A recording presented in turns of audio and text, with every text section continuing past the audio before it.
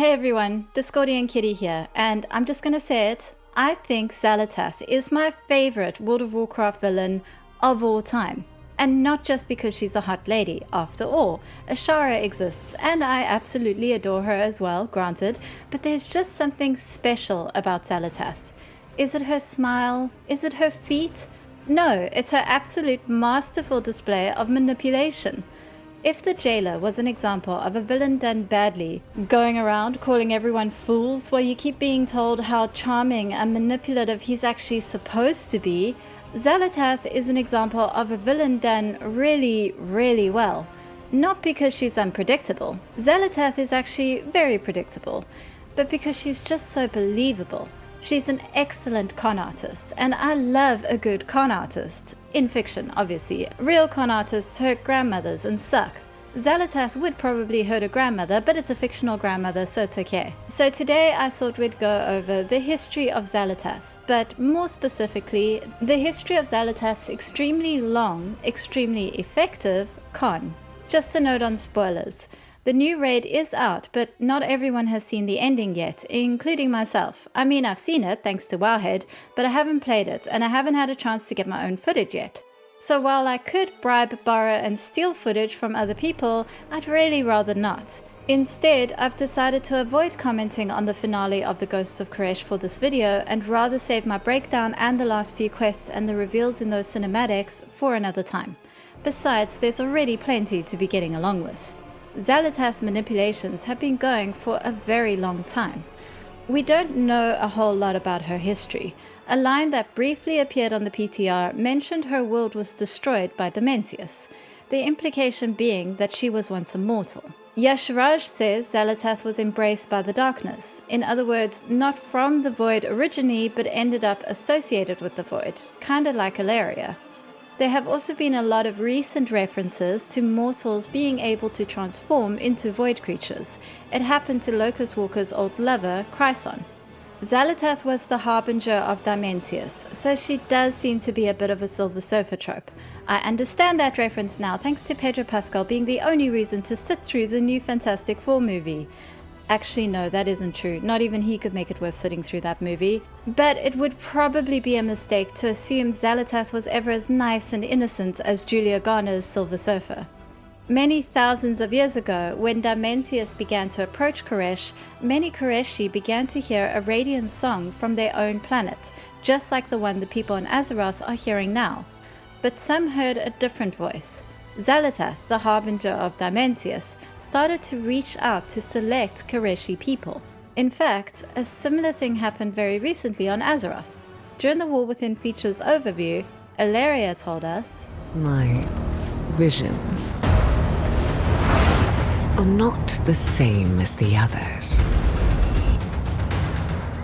No radiance, no song, just the shadow, taunting me from below." Locus Walker was one of the Koreshi to hear Xal'atath's voice. At first, it was a warning. Over and over, the Harbinger warned him about Dimensius, while Locus Walker did everything he could to find a way to protect his planet from the Void Lord. Beware the all-devouring. "I have the solution," I said, and not without a little pride. "Here, look, the work is done. I am ready." I began to sort my papers until Nari stilled my hand with her firm grip. Beware Dimensius. "You are certain?" Beware this Lord of the Void. I nodded. "It is why I called the meeting today." He hungers. "I can save Koresh." Locus Walker's solution, which he came up with while Xal'atath's whispers were lingering constantly in his head, was to erect massive arcane barriers. These worked, but they had a terrible side effect on the Koreshi. The arcane was too much for their bodies to handle, and it began to tear them apart. Once again, Xal'atath's whispers helped Locus Walker find the solution. Chryson's wounds were no longer physical, they were magical.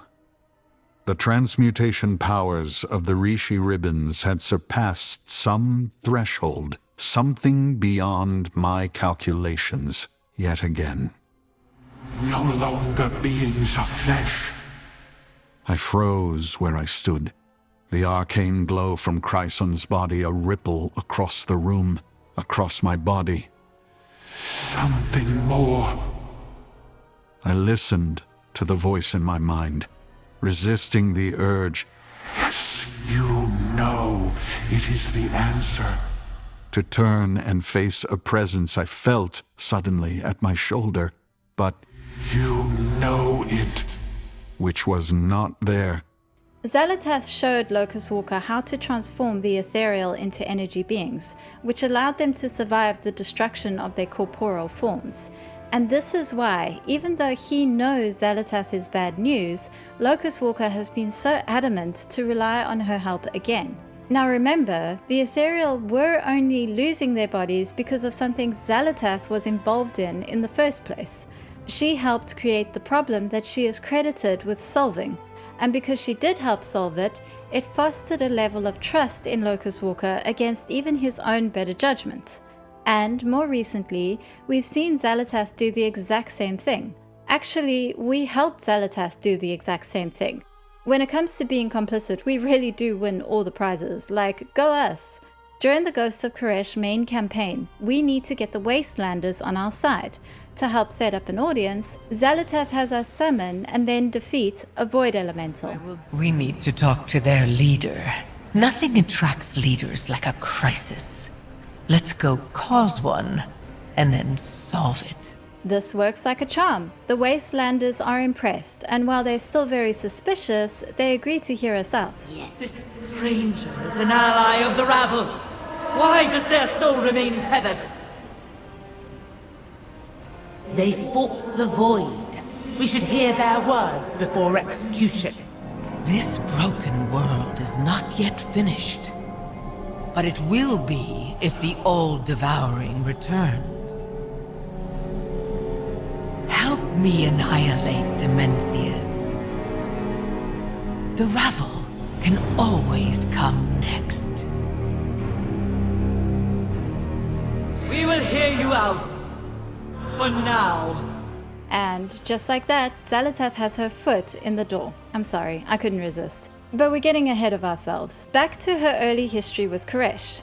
When Locus Walker was hearing her whispers, he wasn't the only one. One of the Soul Scribe's Wastelanders mentions hearing her. Who is Soul Scribe talking to? That woman's voice has haunted me since the devouring. In one of Koresh's local quest signs, we also find a cult of Wastelanders who seem to outright worship Xal'atath. And I mean, why not? Sooner or later, a con artist needs to start a cult. It's practically a requirement. Unlike Locus Walker, Xal'atath's cult doesn't seem to appear to have gotten the whispers about preserving the Koreshi people. The lessons they seem to have received are more colorful. I knew she had not abandoned us. After millennia, the great harbinger of Koresh has returned. I sense her, she who gifted us the devouring, she who taught our hearts to hunger. With the broker's machine, we'll show our devotion with a new devouring. Celebrate the feast, venerate the famine.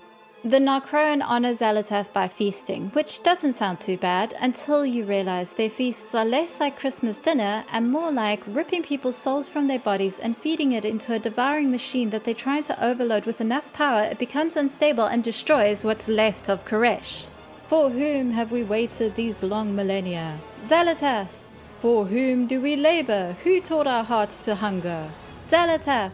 For whom will we devour all the broker's works? Xal'atath. We stop them, obviously it's a local quest, but it's interesting how diverse Xal'atath's whispers seem to have been. Like any good con artist, she has multiple scams going at any given time. Which brings me to the Old Gods. By the time Xal'atath was hanging out on Azeroth during the Black Empire, the Old Gods already knew to be suspicious of her. Her attack on Ny'alotha didn't come as a surprise. N'Zoth should have known Xal'atath would target Ny'alotha when she learned what he was building. This is very much how Xal'atath operates. She's usually quite open with the fact that she's untrustworthy, almost boastfully so. This can have the effect of luring people around her into a false sense of security, as they might believe that knowing Xal'atath is untrustworthy is enough to protect them from being scammed by her.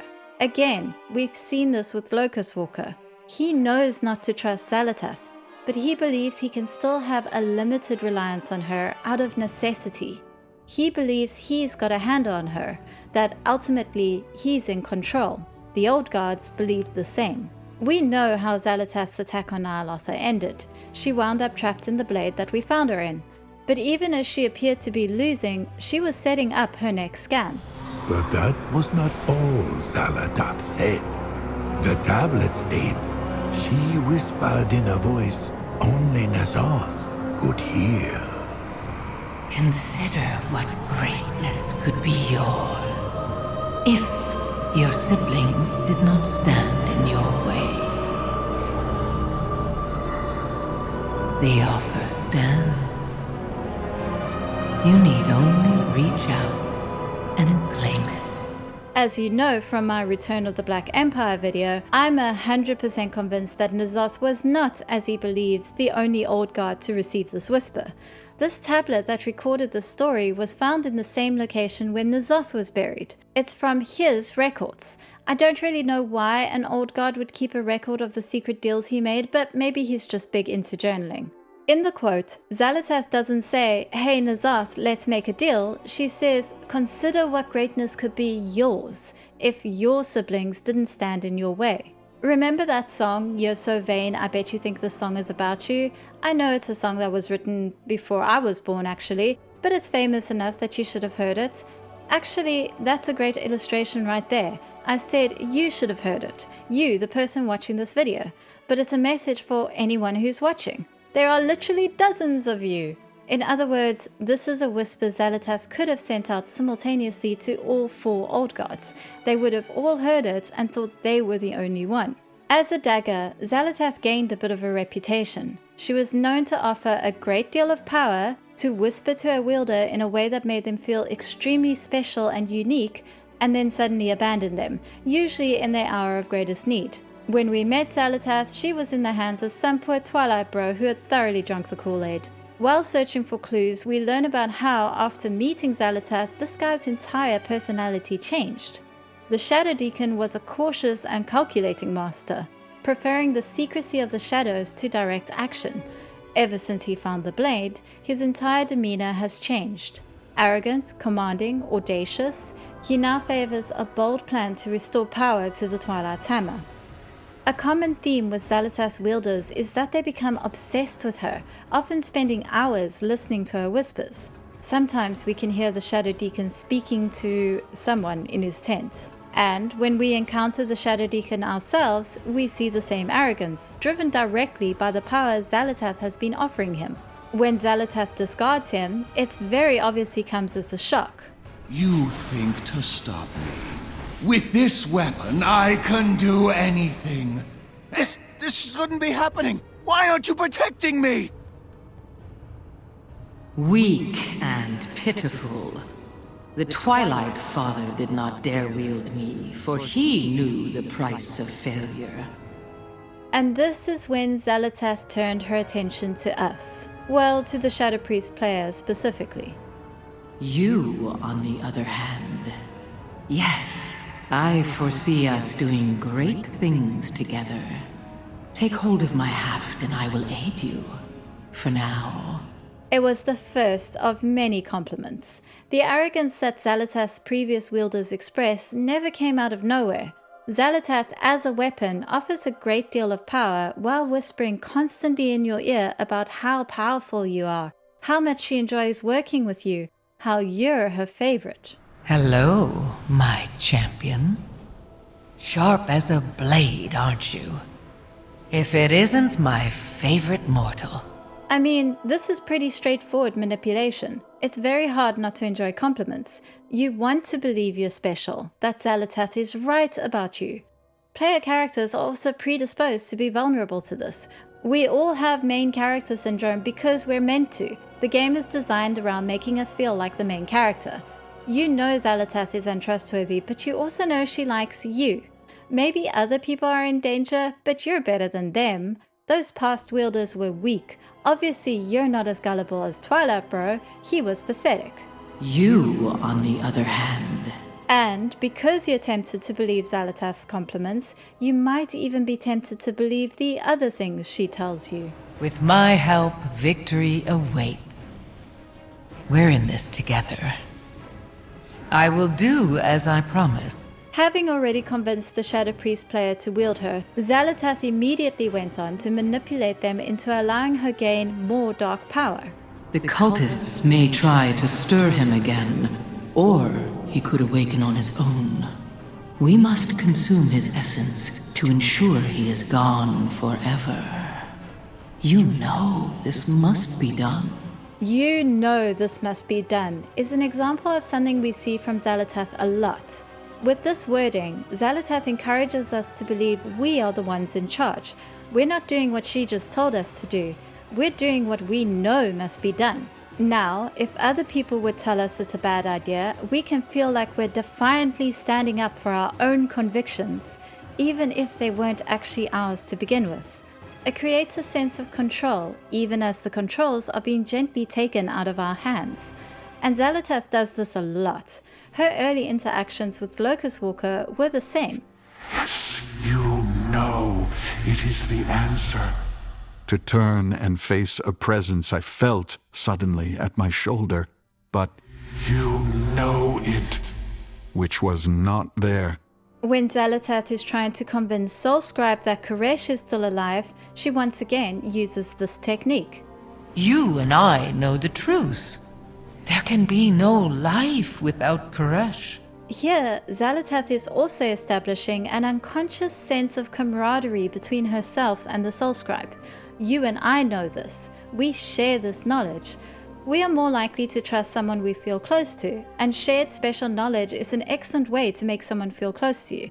The fact that the Soulscribe knew nothing of the sort until Xal'atath put the idea in her head just accentuates the elegance of the con.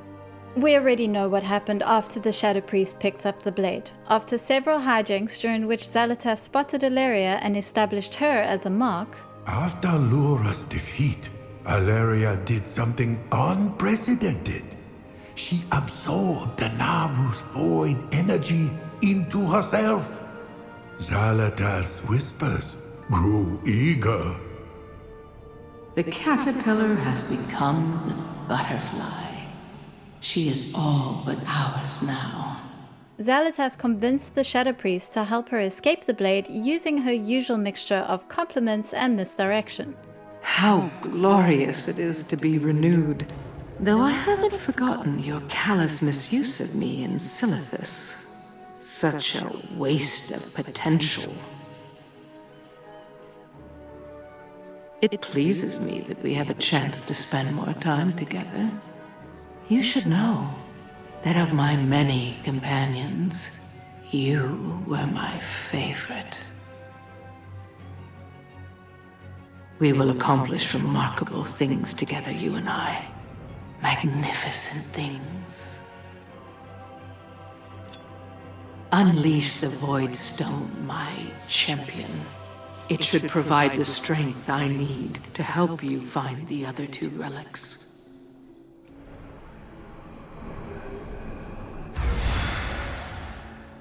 Yes, yes! It's been so long since I took a mortal form.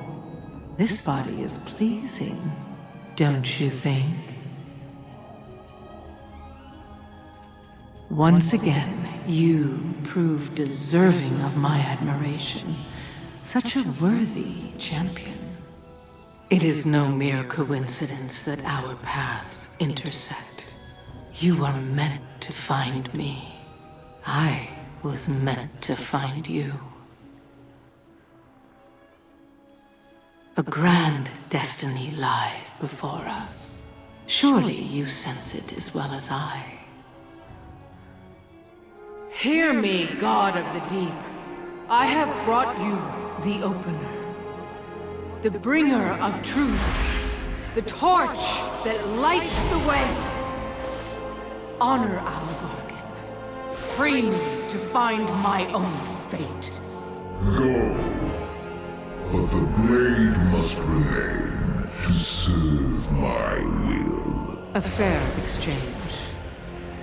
Shadows guide you, my dear friend. We will meet again. I am certain of it. Afterwards, Xal'atath somehow convinced Iridikron to help her get the Dark Heart. We don't know how she got Iridikron on her side, but he's known to be cautious, thoughtful, and calculating. Just the sort of person who believes themselves far too clever to fall victim to Xal'atath's manipulations. In other words, a perfect mark. We've had a fun time chasing Xal'atath all over Khazar, and we've seen how she responds to someone who really does manage to avoid falling for her manipulations. Xal'atath just goes around them. Your reign could last for eternity. All you have to do is take my hand. Your words are tempting, but the cost is too great. I would never risk my kingdom for such power. What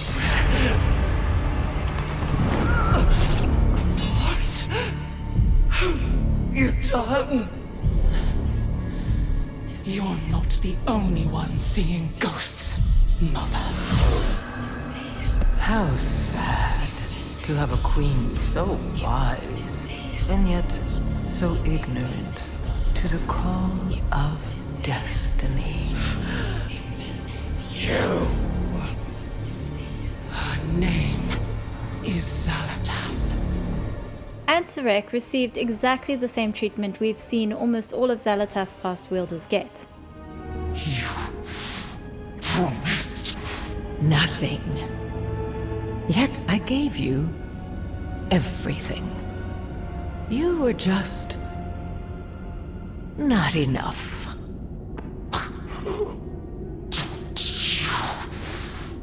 pity me. I don't. You were a means to an end. Your survival wasn't necessary. I simply wish you had lasted a little longer. And now you learn the true lesson of the Void. Only the strongest survive. When Alaria damaged Xal'atath's Dark Heart, we got a chance to see how Xal'atath adapts when things don't go according to plan, even if she does throw a little tantrum first. This changes nothing! And we watched her speedrun her alliance to Betrayal Con with Gallywix. Where is the Dark Heart? What? What do you mean? I handed it over to your ethereal pal. You gave it to the Ethereals?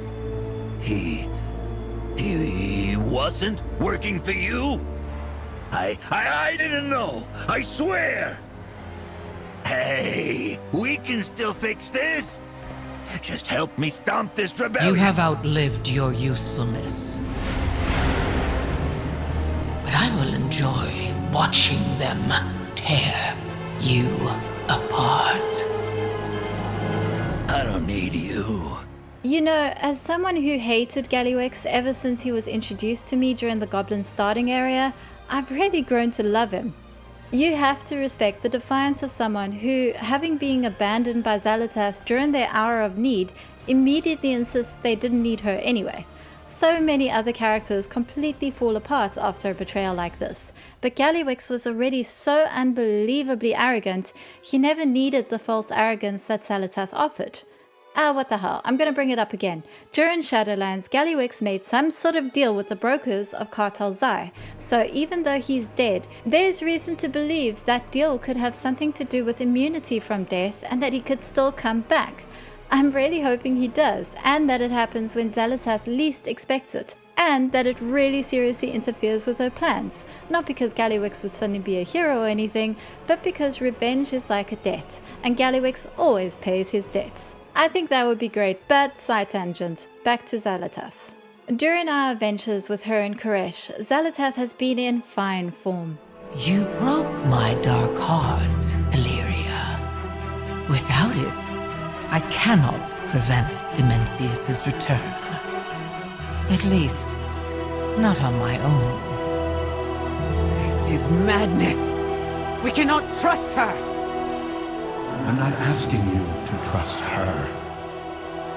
I'm asking you to trust me. By this point, Locus Walker is already in far too deep. He is utterly convinced we need Xal'atath's help, that success is impossible without her. And maybe he's right, but it also shows how successfully Xal'atath has established Locus Walker's dependency on her. Xal'atath subtly establishes a sense of false control in Alaria, and notice the compliment, "You broke my dark heart." The implication is that you're stronger than me. I'm not a threat. You don't have to worry as long as you're here. Locus Walker shows he's already bought into this exact illusion. I'm asking you to trust me. I have a handle on this. I'm in control. Poor guy doesn't realize that by this point he can't even trust what he believes to be his own ideas. Over the next few quests, Xal'atath seems to take great pleasure in causing trouble, but she's not just having fun. She's very purposefully and methodically isolating each character. She seems especially excited to drive a solid wedge between Alaria and Locus Walker. Xal'atath claims the Ravel destroyed Koresh. Is she lying? Or are you? Windrunner. The Ravel knew our world would be devoured. The Harbinger promised a means to spare us. There was no saving our world. Why not use it as a weapon? You doomed your people. At her behest? There would be far less regret had it been successful. It was our only way to survive. You have to trust me.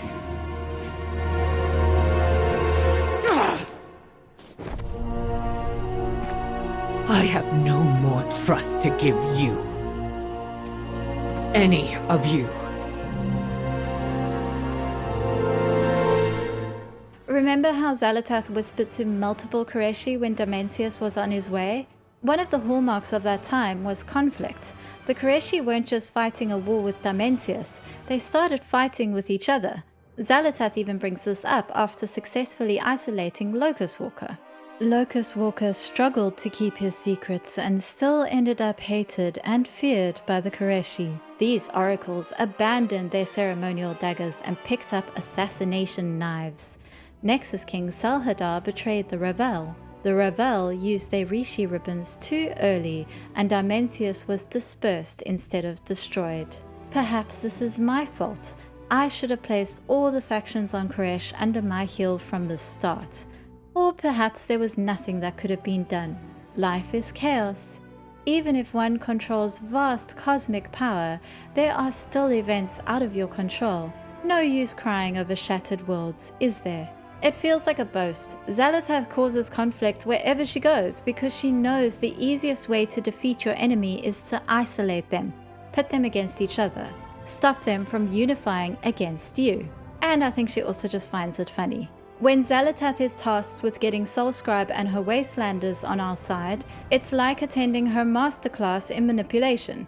As I already pointed out, she begins with establishing a foundation of trust by manufacturing the problem we can then solve. Once she's gotten the Soulscribe to agree to listen, she starts developing that trust. She makes a comment to us about how daughters are useful, a reference to Ansurek.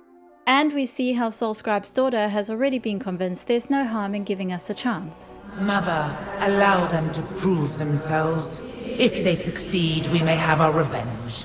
If not, we kill them. Very well. Let's see what you are worth. Soulscribe is suspicious, but her defenses are weakened with reasonable requests. Why not hear us out? Why not give us a chance to prove ourselves? What harm can it do? They can always kill us later, they're still in control. Xal'atath tells us from the start that her plan is to convince the Wastelanders that Koresh is still alive. She doesn't say that he is, only that making the Wastelanders believe it will get them on our side. When talking to Soulscribe, she constantly reinforces the idea of a relationship between them. Why reveal your secrets, Harbinger? If you are here for the ribbon, you could just take it. Revenge. I want to help you get yours. I want to help you get your revenge. I'm on your side. I'm in this together with you. And, of course, we share special knowledge. You and I know the truth. There can be no life without Koresh. And, of course, we've seen the ritual where Xal'atath blasts Soulscribe with void magic that somehow leaves Soulscribe absolutely convinced that Koresh is still alive. The world's soul is as weak as you are. You need more power to commune.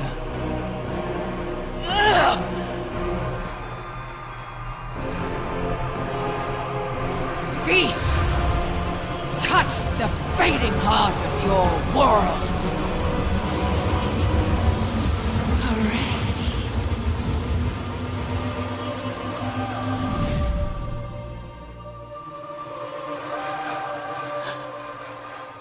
I heard Koresh. I've said it a few times, I don't think Soulscribe should trust Xal'atath on this. That said, I've also consistently maintained that Koresh is probably still alive, not because I believe Xal'atath, but because I want to believe he is. Which is really where she gets you. It's how she got Soulscribe. Xal'atath's lies are so convincing for the same reason most con artists get away with it. She's telling her victims what they want to hear. Confirmation bias tends to mean we don't want to hear other people's opinions. Not really. What we desire is to hear our own opinions spoken back to us in a different voice. If that voice is as sexy as Xal'atath's, then so much the better. If you enjoyed this video, you can let me know in the comments below, as well as like, subscribe, enable notifications, share, tell your friends, all that good YouTube stuff. You can also join me in thanking my Patreons who help make sure these videos happen. I try to release a video every Friday, and you can sometimes find me streaming both here and on Twitch. I'm always happy to talk about all things lore, so while that's all for now, hopefully I'll see you again soon.